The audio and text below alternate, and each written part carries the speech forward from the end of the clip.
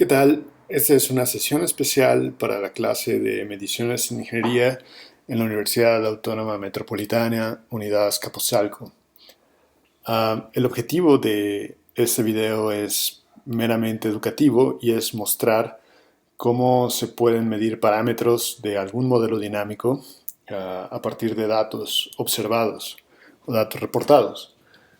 Este es un ejercicio fundamental para, para la clase misma y creo que puede dar un buen ejemplo de cómo se pueden usar los datos para medir parámetros o cantidades útiles que brindan información importante. En particular, por supuesto, aprovechando la coyuntura, vamos a medir parámetros que nos permitan decir algo acerca del comportamiento epidemiológico de la epidemia que se vive este año, uh, provocada por el virus SARS-CoV-2, de la enfermedad COVID-19. Entonces, este programa lo que hace es toma los datos medidos de el número de muertos acumulados, el número de casos confirmados acumulados y el número de recuperados acumulados, y con esos datos estima los parámetros óptimos de un modelo dinámico que permite predecir el comportamiento de la epidemia. Como dije en un principio, este programa no tiene un alcance mayor al interés meramente educativo, pero es suficientemente simple para revelar cómo se hacen algunas de estas cosas.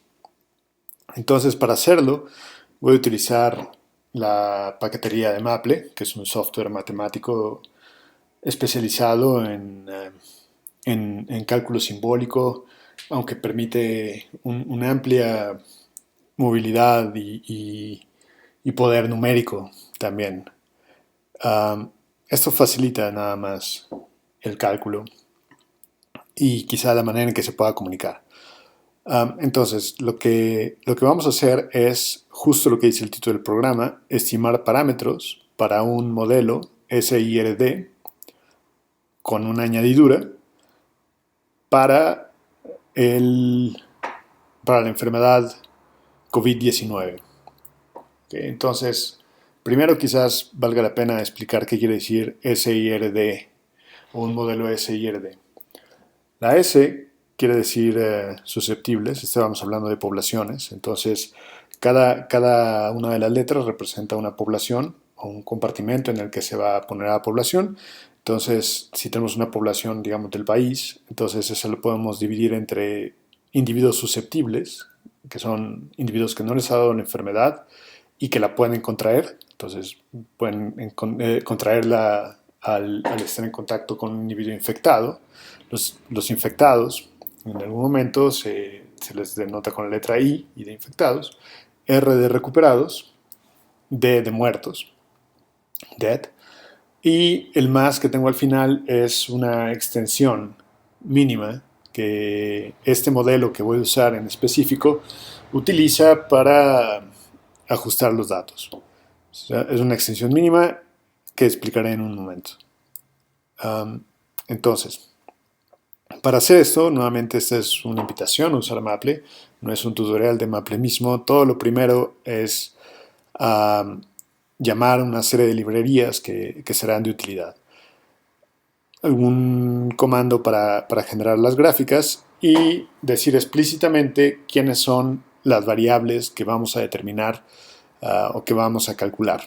Vamos a calcular la población de individuos susceptibles como función del tiempo, la población de individuos infectados como función del tiempo, la población de individuos recuperados como función del tiempo, la población de muertos como función del tiempo y una población que le podríamos pensar como la dinámica o la población no observada. Para cada uno de estos rubros tenemos datos medidos, pero no para ahí pueden haber los individuos que son asintomáticos, los individuos que se infectaron y no se les dio seguimiento. Todo lo que no se observa con toda su complejidad la vamos a agrupar en esta variable A del tiempo. Eso, declarar las variables, eso solo me permite que la notación al utilizar ecuaciones diferenciales sea más simple. Y este de cero es solo para indicarle al programa cuándo es la fecha inicial a partir de la cual se toman los datos en la base de datos que vamos a utilizar. La base de datos que vamos a utilizar es la de Johns Hopkins. Esa, el título de los archivos, si los quieren buscar en línea, es Time Series COVID-19 Confirmed Global CSV. Ustedes ponen eso en Google y los va a llevar directamente al GitHub de Johns Hopkins. Si quieren bajar los datos directamente, al final o abajo en el video voy a poner la liga donde se obtienen estos. Son datos de acceso público y son datos globales. Son datos de todos los países que están registrados ahí. Entonces hay tres series de datos distintas, uno que es de casos confirmados acumulados, uno que es de muertes globales acumuladas y otro que es de casos recuperados acumulados. Entonces son tres archivos de datos de los cuales hay que extraer la información que uno quiere. Entonces lo primero que hay que hacer es llamarlos a Maple y educar a Maple para que lea esos datos de una manera útil para lo que vamos a hacer después. Algo importante es si ustedes tienen la curiosidad de hacer su propio modelo o entender estos datos, el caso de México en específico es curioso porque en las dos primeras series de tiempo, en la serie de confirmed, en la serie de muertos, ocupa el lugar 160 en la tabla. Es 160 porque es el lugar que le tocó, no tiene nada que ver con ningún número específico. Sin embargo, en la serie de tiempo de recuperados ocupa el lugar 156. Entonces, algo que recomiendo si usan estos datos es que se aseguren que el país que están viendo coincide en las tres tablas. En el caso específico de México, en las primeras dos ocupa el lugar 160 y en la serie de tiempo de recuperados ocupa el lugar 156.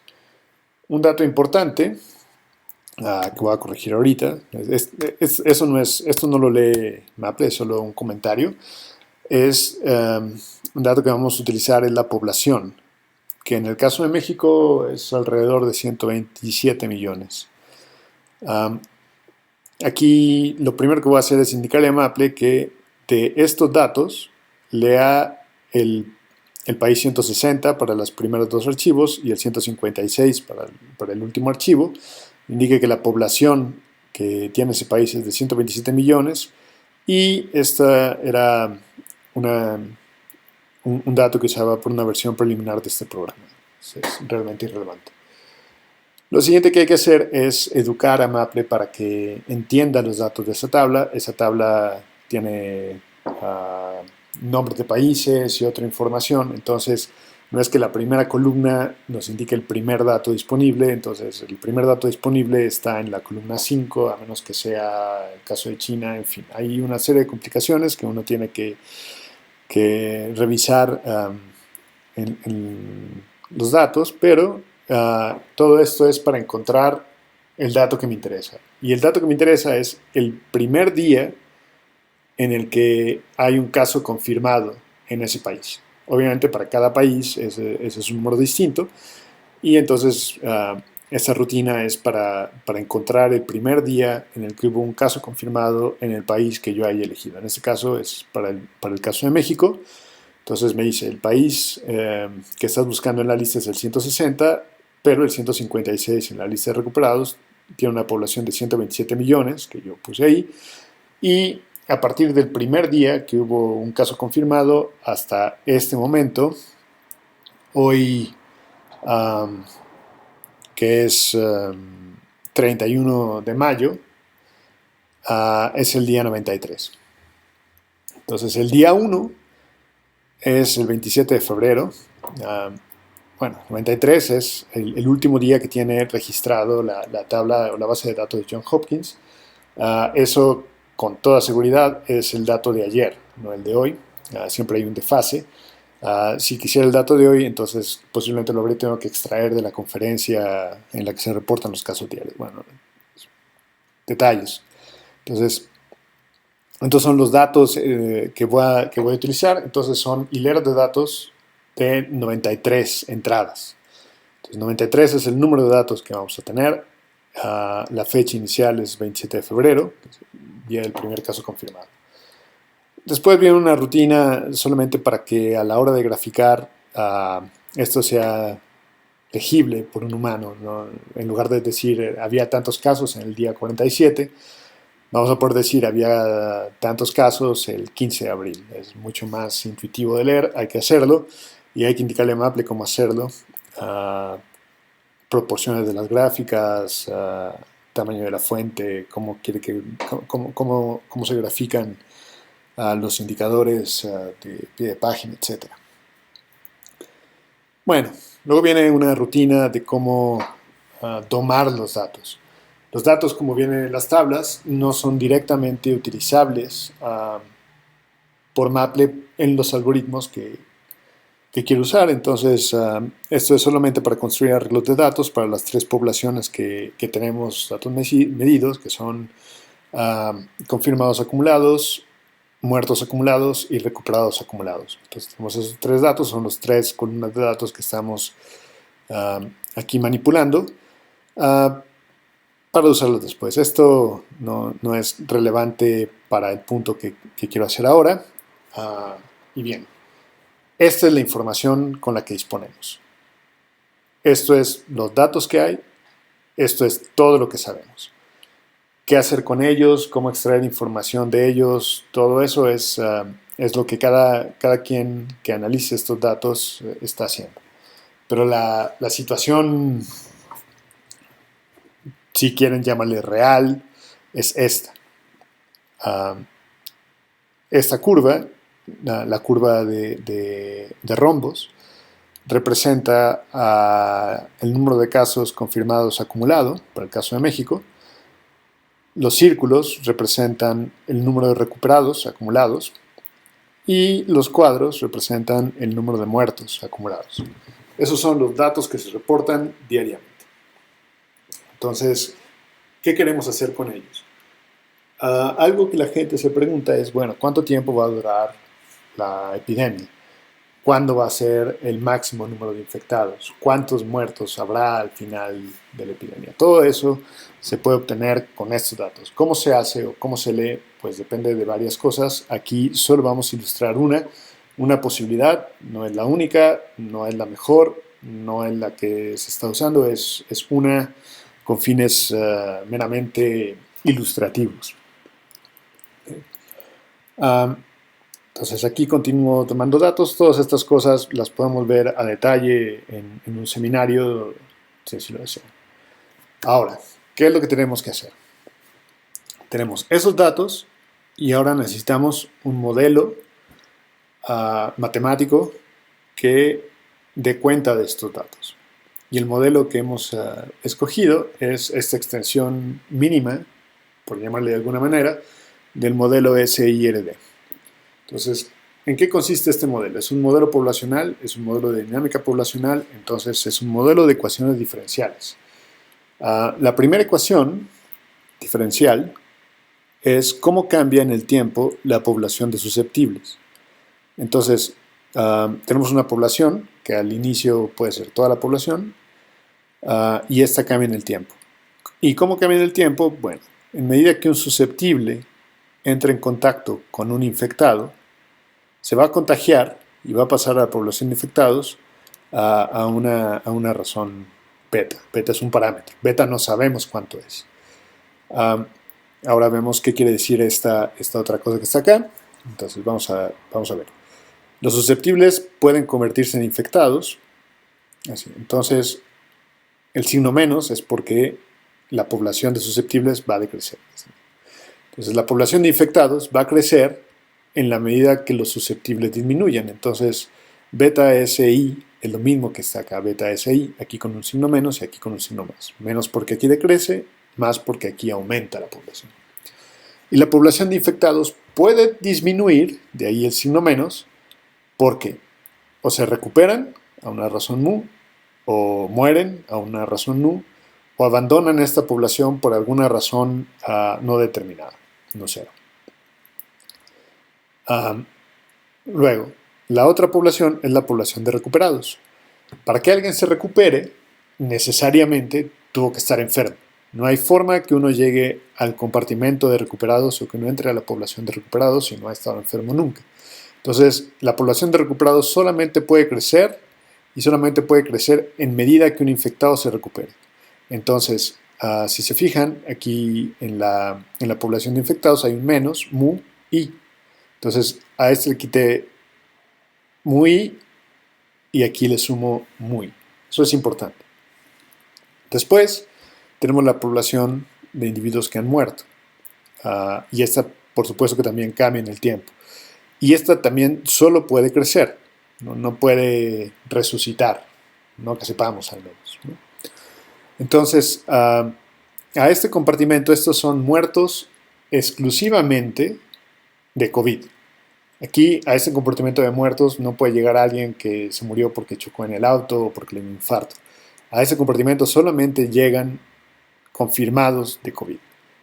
Entonces, esta población crece en medida que la población de infectados decrece porque el infectado en cuestión ha muerto.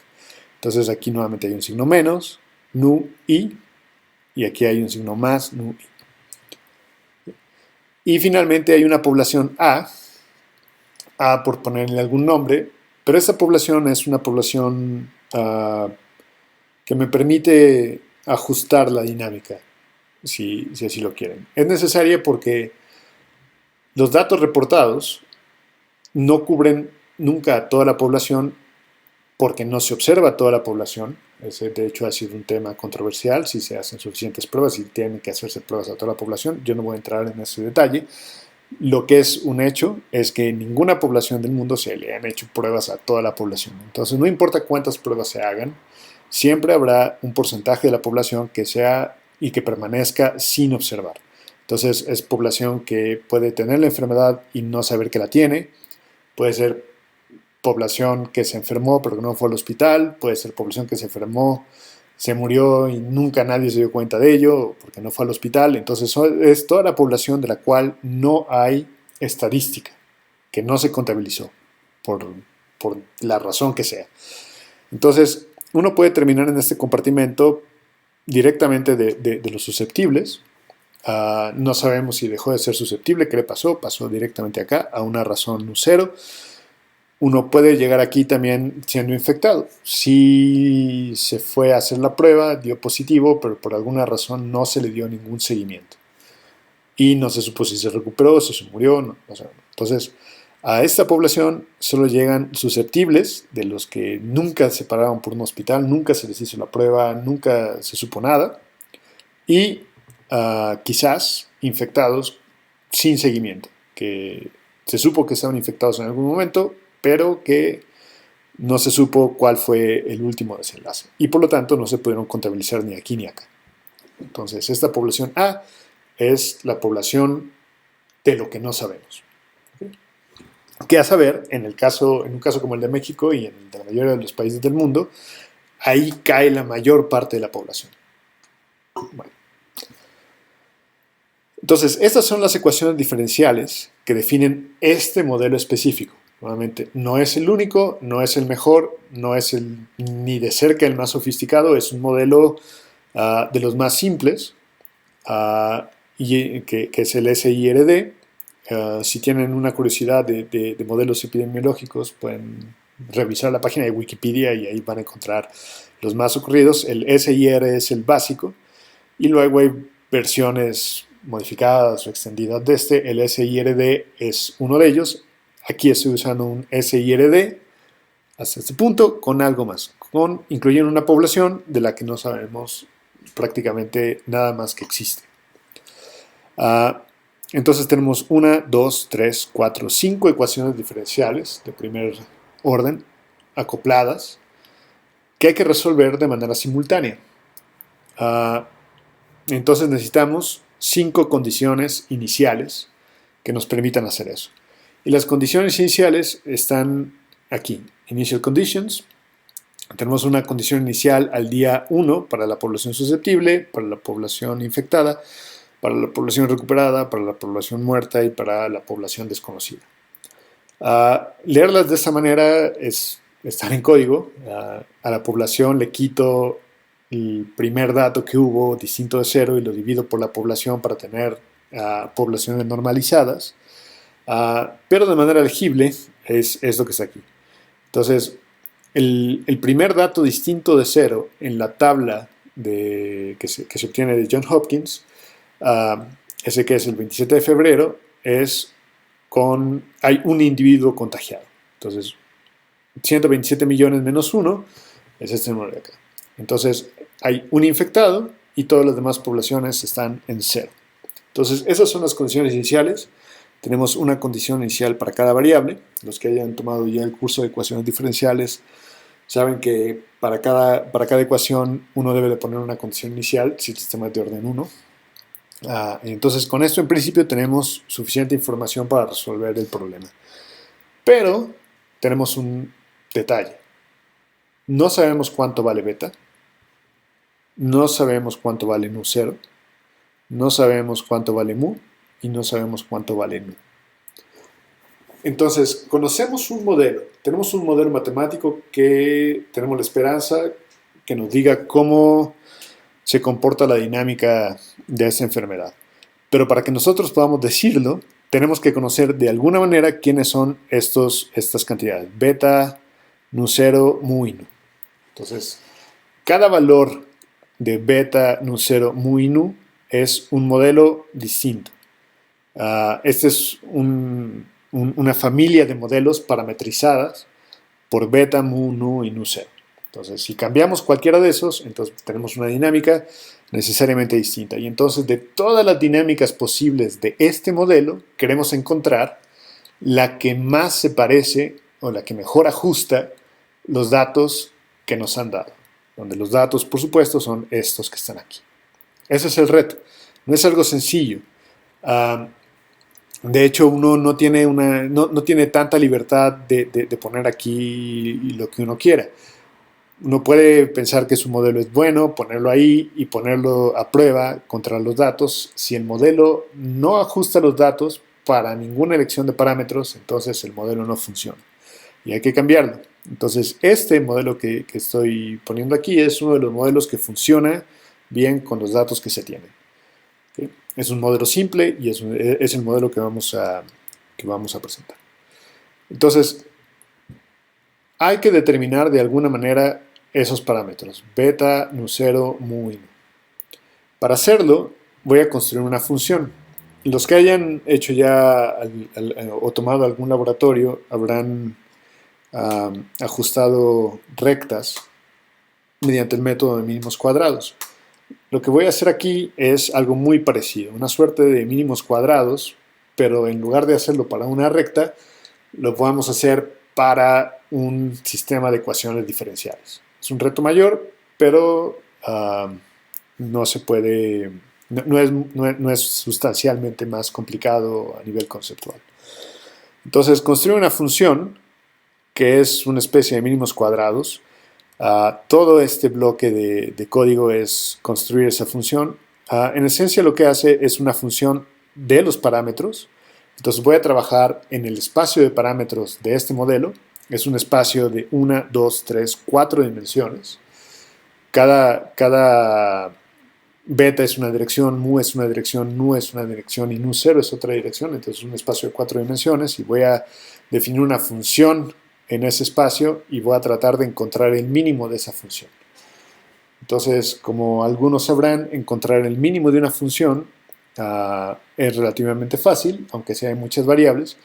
Lo que uno hace es deriva igual a 0 y encuentra el punto donde la derivada es igual a 0. Si la función es de muchas variables, lo que uno hace es toma el gradiente y lo iguala a 0. Como el gradiente es un vector y un vector es igual a 0, si todas las componentes son 0, entonces tiene una ecuación para cada componente y resuelve para encontrar exactamente dónde está el punto en el espacio de parámetros que hace que esa función sea igual a 0. El problema es que aquí no tengo una función, sino tengo estos datos son lo que necesito para resolver un sistema de ecuaciones diferenciales.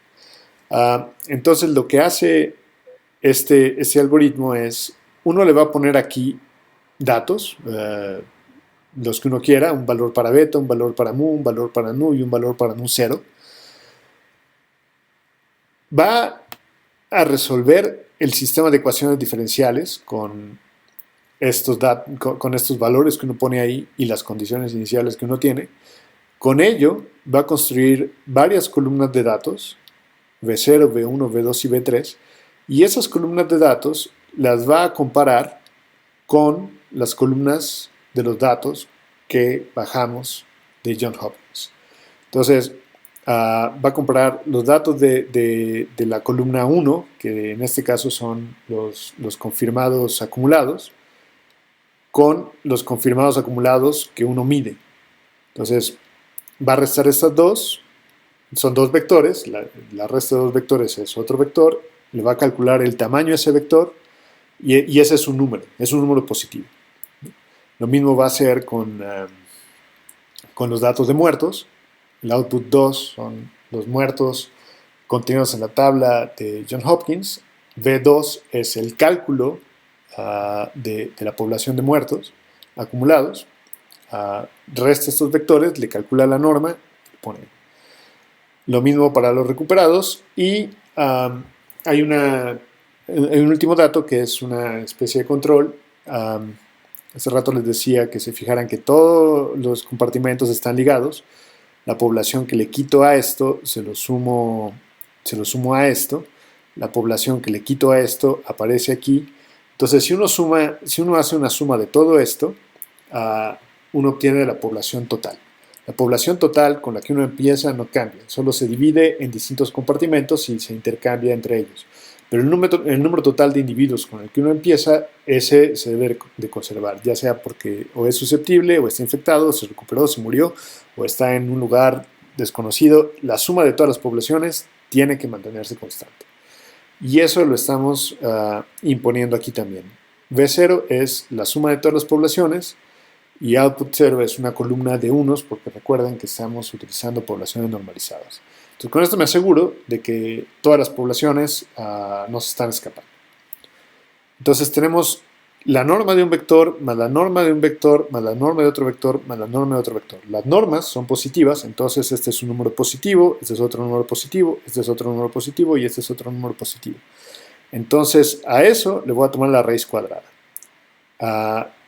Si ustedes ven esto, a lo mejor se ve como una cosa complicada de alguna manera, pero si lo piensan en términos de puntos en un plano, esto quizás les recuerde un poco al teorema de Pitágoras.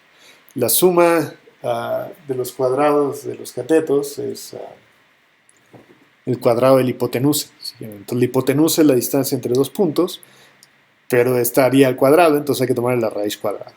Entonces, esta función que está aquí, la que voy a minimizar, la pueden pensar como la distancia entre la solución a mi sistema de ecuaciones diferenciales para el valor de beta, mu, nu y nu 0 que yo haya puesto con los datos que tenemos medidos.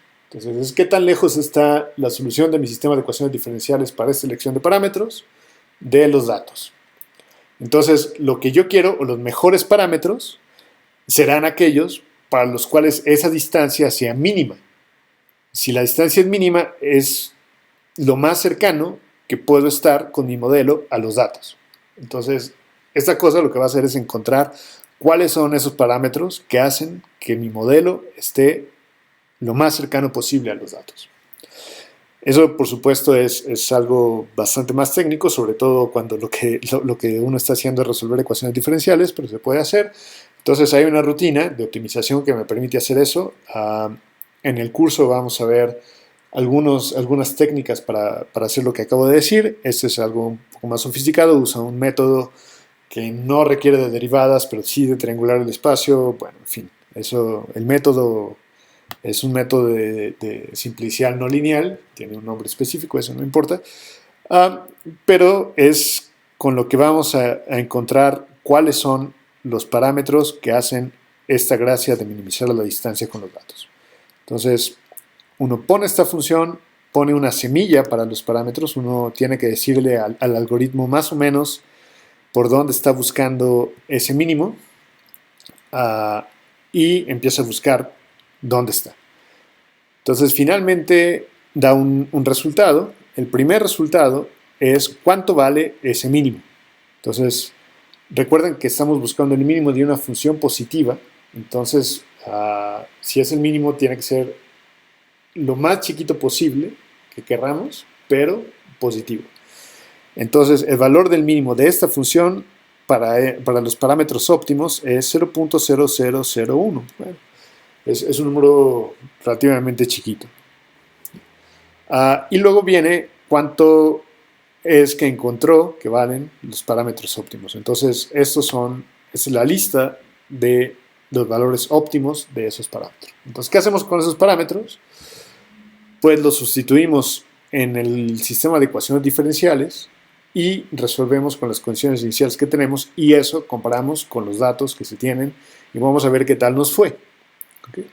Por cierto, este otro número 1.4 es la famosísima R, es el cociente entre el parámetro beta y el parámetro mu. ¿Qué quieren decir esos parámetros? No lo voy a discutir en este video, pero lo pueden averiguar ustedes mismos.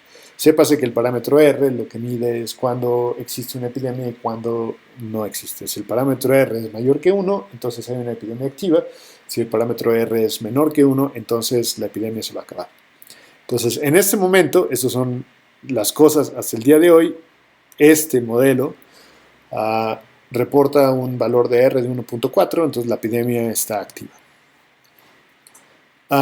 Entonces, ¿qué hacemos con esto? Pues a esta cosa le llamé R, por alguna razón, y sustituyo R en el sistema de ecuaciones diferenciales, que tenemos allá de las ecuaciones diferenciales, y le pido que lo resuelva, que genere columnas de datos, que son las que voy a comparar con la gráfica original de datos que tenía. Y esto es lo que se obtiene.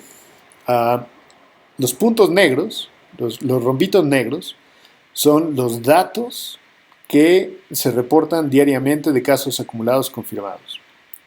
Los puntos rojos son los puntos generados por la solución al sistema de ecuaciones diferenciales con los parámetros que minimizan la distancia de la solución a los datos. Entonces podemos ver que sí que la minimizan, prácticamente la solución a las ecuaciones diferenciales va prácticamente sobre los datos. Sin embargo, hay que tener cuidado con esto porque esos son datos acumulados y puede ser engañoso. Aquí noten cuánto está variando el eje de la Y, pero menos en comportamiento se ve algo muy razonable. También se ajustó de manera simultánea a los muertos acumulados. Entonces aquí encontramos que nuestro modelo simple con los datos óptimos pues va prácticamente sobre los datos medidos, los datos reportados diariamente. Tenemos la estadística de casos recuperados y lo mismo. Los círculos rojos son los resultados del sistema de ecuaciones diferenciales y los círculos negros son los casos reportados que se han recuperado. Entonces, nuestro modelo con esos parámetros ajusta, que son los parámetros óptimos, ajusta perfectamente bien los datos que teníamos. ¿Por qué se ven iguales? Bueno, porque, es decir, ¿por qué las curvas se ven iguales? Porque le pedí a Maple que graficara guardando las proporciones. Pero lo que hay que fijarse no solo es la forma de la curva y que los puntos rojos ajustan muy bien los datos, sino también hay que no perder de vista los valores que están en el eje Y. Por supuesto, aquí los valores van de 0 a prácticamente 90.000, que son los que se reportaron hoy. ¿Cuántos se reportaron hoy o ayer? Se reportaron 87.512. El modelo predecía 86.665. Es algo razonablemente bien. Tenemos un error más o menos del 1%.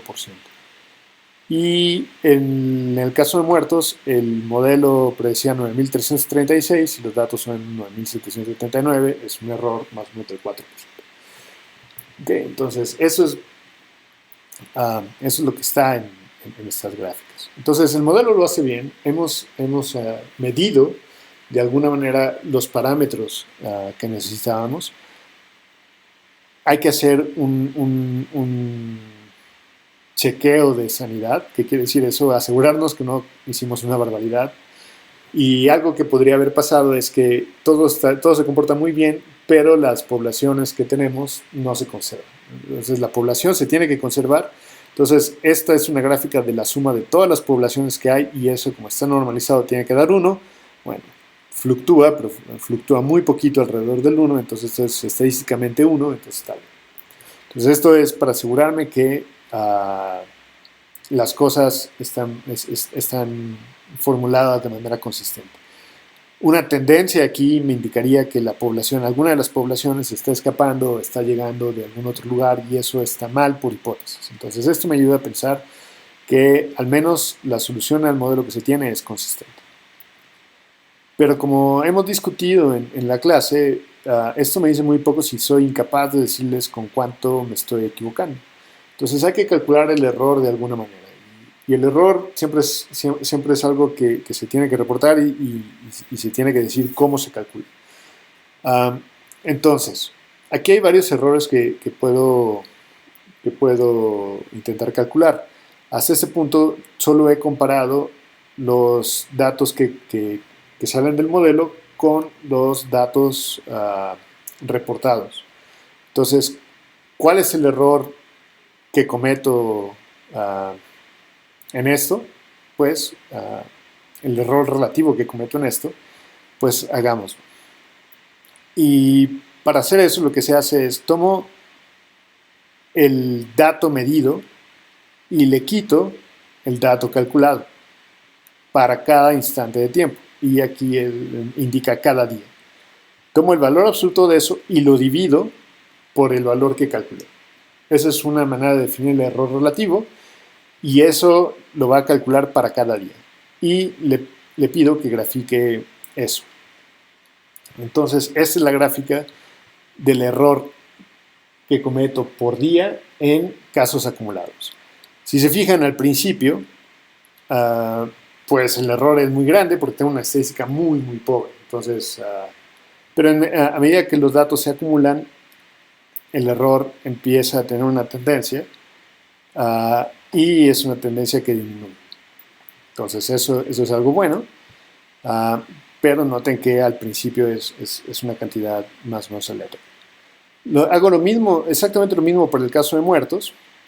Y bueno, hay un buen rato entre que se detectó el primer caso y ocurrió la primera muerte.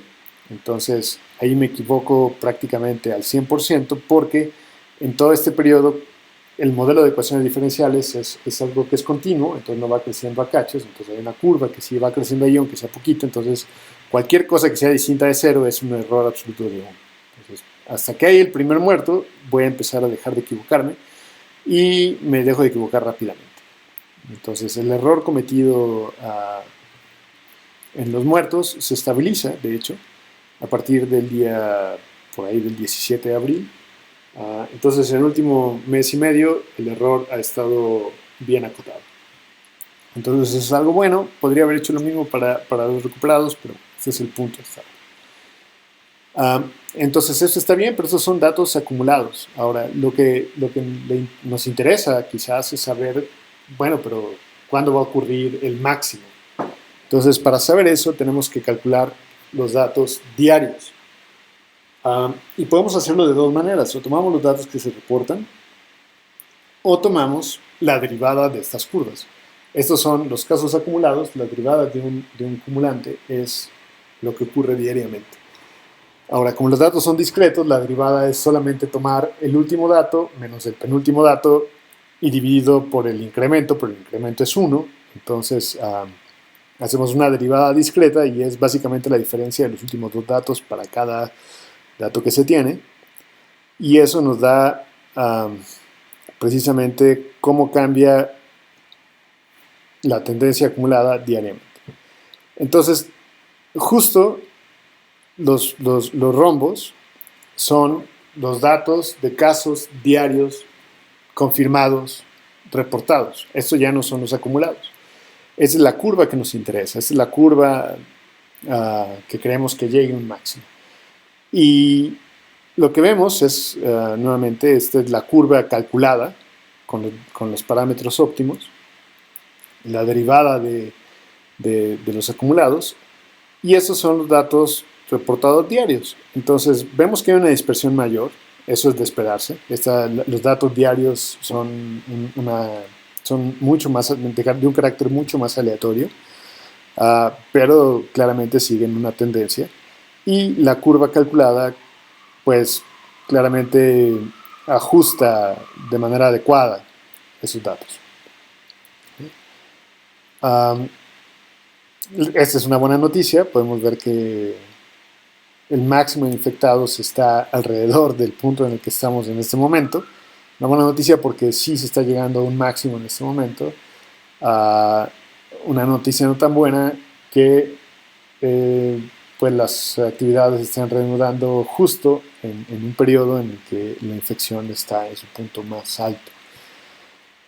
Vamos también a hacer lo mismo para el caso de los muertos. Los muertos son mucho más dispersos, como pueden ver aquí, pero la curva roja, que es la curva calculada, pues va ajustando la tendencia de manera más o menos adecuada. De esto también podemos calcular el error. De hecho, este es un error mucho más interesante, es cuánto esperamos equivocarnos en promedio diariamente. Entonces eso lo calculamos. Entonces tenemos los datos de la curva roja diarios y se los vamos a quitar a los datos confirmados diarios. Vamos a tomar el valor absoluto de eso y lo vamos a dividir por el valor de la curva roja. Y eso me va a dar el error relativo diario que se comete. Y, por supuesto, lo grafico. Y entonces, aquí vemos que el error, bueno, el primer dato es poco significativo, pero vemos que el error es sustancialmente más grande hasta que se tiene una estadística suficiente. Y de alguna manera vemos que a partir, digamos, si hacemos el estimado del error en el último mes y medio, aquí ya la fluctuación es más o menos normal. Normal en el sentido de distribuciones. Normal. Entonces, podemos tomar el valor promedio del error en el último mes y medio y con ese es más o menos el error que vamos a esperar en los siguientes días al menos. Lo mismo para el caso de los muertos. Con los muertos vimos que tenemos algo mucho más disperso, entonces esperamos que el error sea mayor. En efecto, el error es mayor, fluctúa bastante más, pero igual, si tomamos el último mes y medio, el error fluctúa más o menos alrededor de este valor. Fluctúa bastante, entonces hay que medir eso también. Entonces, ¿cuál es el error promedio que cometemos diariamente? Utilizamos la fórmula del promedio que utilizamos en las últimas clases, que es sumar todos los errores y dividirlos por el número de datos que estamos considerando. El número de datos que se consideran son todos menos 30, de ahí sale este 30 de aquí, estoy empezando en el día 30, un mes después del primer caso. Entonces, del 30 al último día, dividido por el número total de datos, que sería todos los días menos uno porque estoy tomando la diferencia, entonces no llego hasta el final, sino hasta el penúltimo, menos, ¿de dónde empecé? Entonces, eso me permite sumar los datos del último mes y medio y promediarlos. Entonces, el error medio en los casos confirmados es del 18%. Entonces, mi error del valor de la curva, mi error esperado es como del 18%, y la dispersión en el error, o la desviación estándar del error, es del 17%. Entonces es una suerte del error del error. ¿Cuánto espero equivocarme en el error que estoy estimando?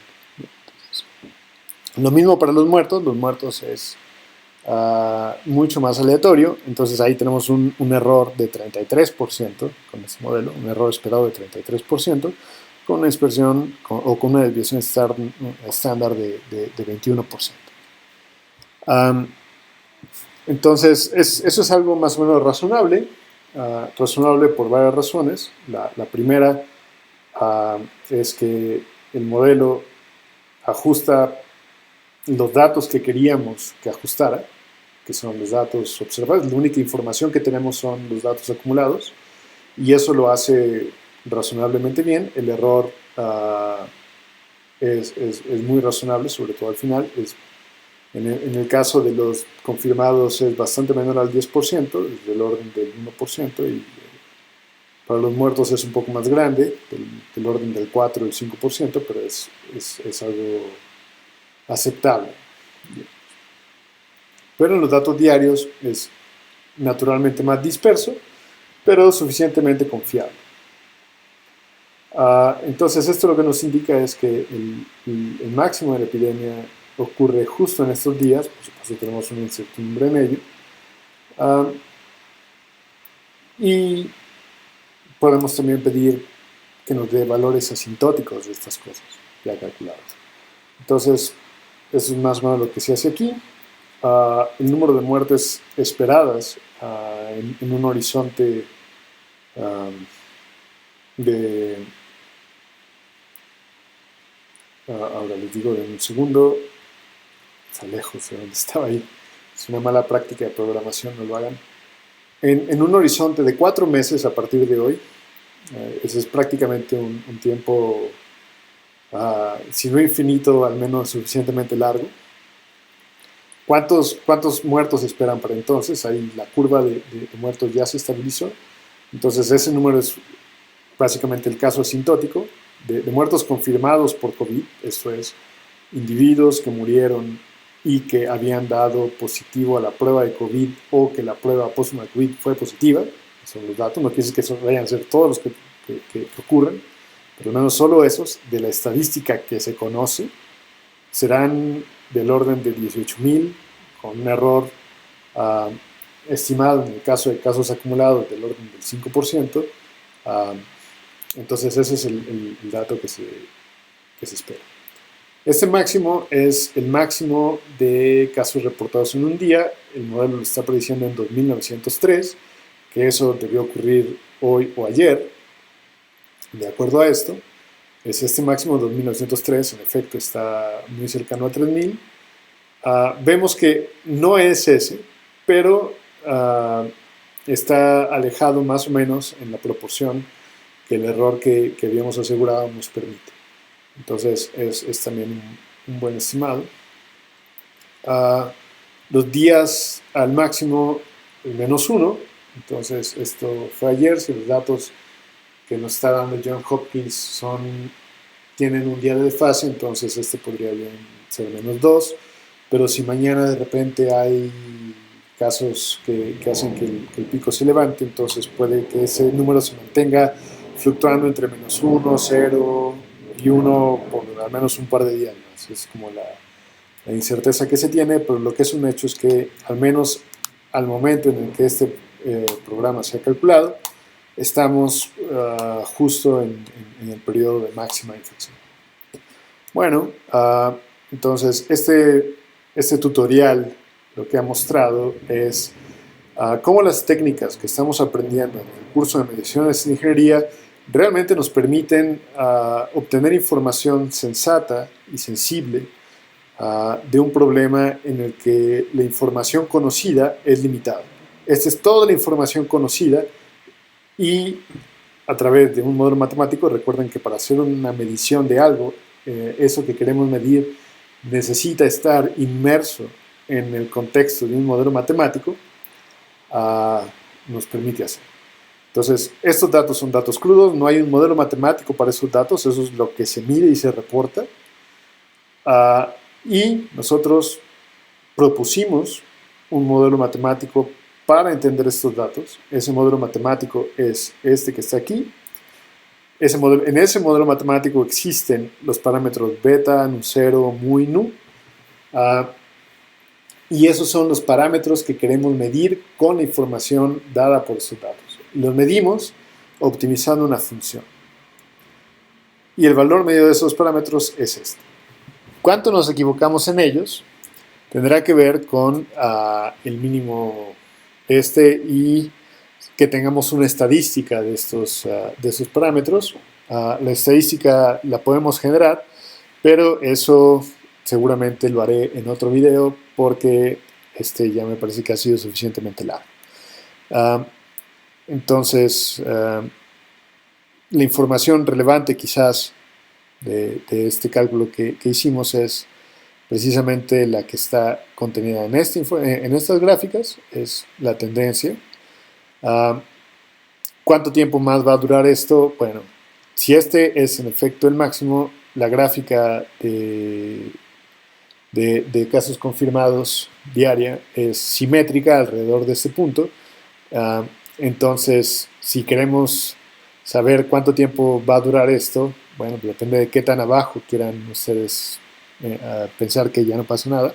Digamos, si quisiéramos ver cuándo va a ser la próxima vez o cuándo esperamos que el número de casos reportados vuelva a ser 1000, no tan alto como ahorita, pues tendríamos que hacer una proyección de más o menos el 22 de abril, fue la última vez que esto fluctuaba alrededor de 1000.